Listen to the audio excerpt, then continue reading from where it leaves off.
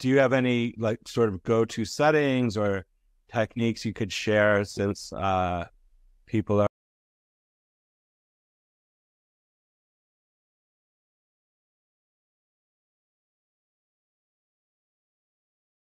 are definitely interested in learning generally? So A slow shutter speed, shooting in motion.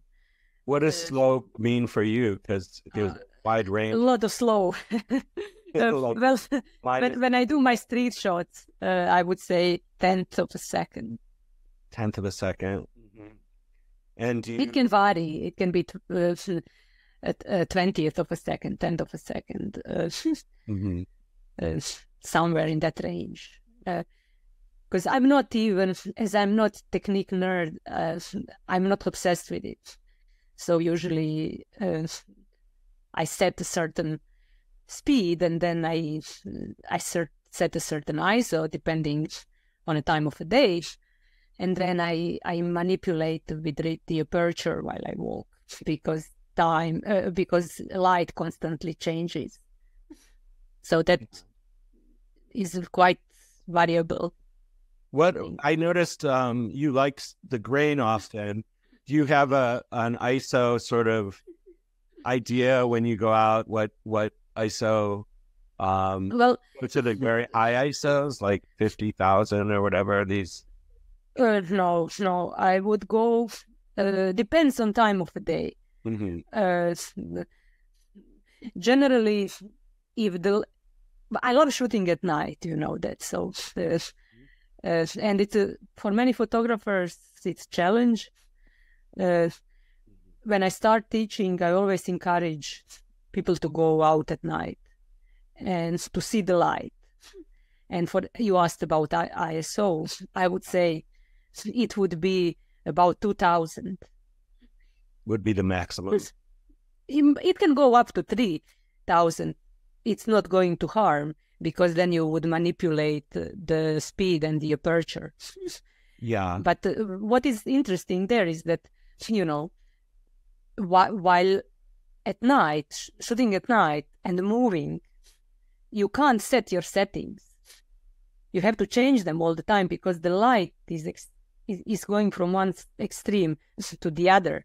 If you have a lot of, and even more if it's raining, you have a place, let's say a square, with some light, and then with the water on the street and the light shining from the water.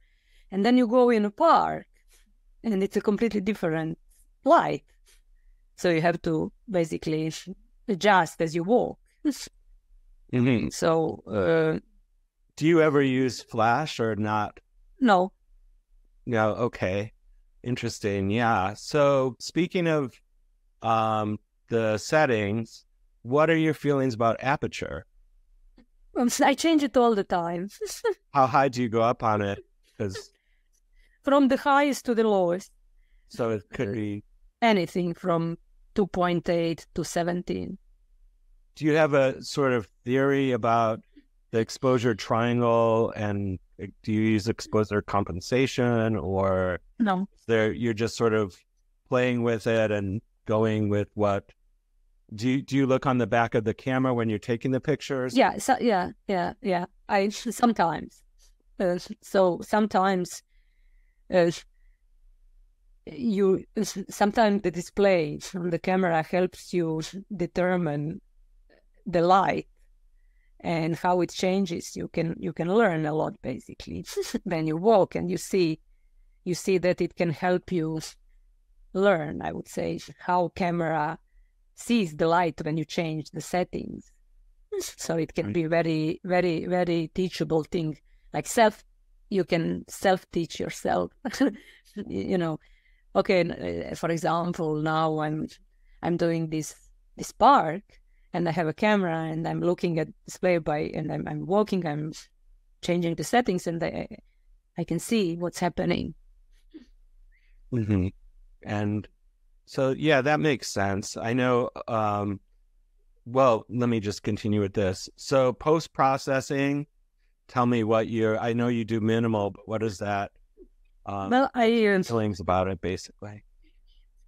Well, I crop, I straighten the shot, and I contrast them.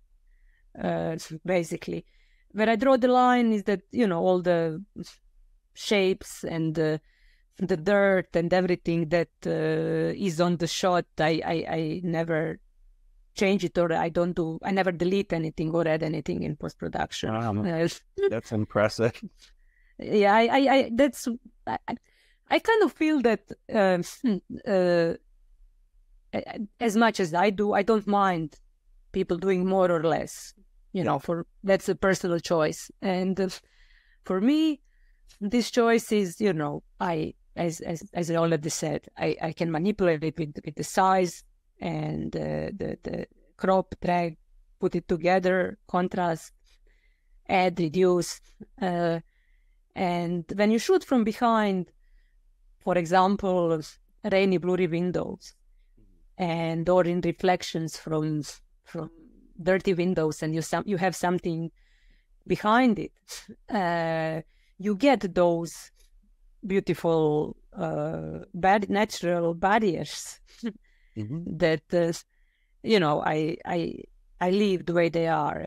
As on many of my rainy shots, you can see those shapes from the raindrops and the mud and Okay, $1 million question. Do you have a raincoat for your No. no. And they are so sensitive. I shot with the Ricoh HR Yeah. and number 2 now, and I broke 2 when I was working on my books, because I got in a bad storm and I didn't know how sensitive they were. Do you have a raincoat now, or you're gonna go on it? Still only no. I have an umbrella and thermal. Okay.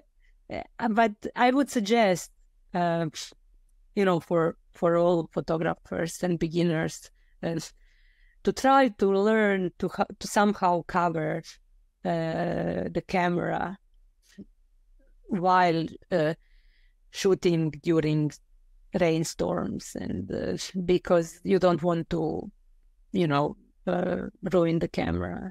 Yeah. That's my biggest fear when I go out, is one drop of water and there goes all that, equipment. So I never understood why are they so sensitive. I mean, yeah, I'm going to blame entropy. Yeah. But it's really, it's like few drops. Annoying. And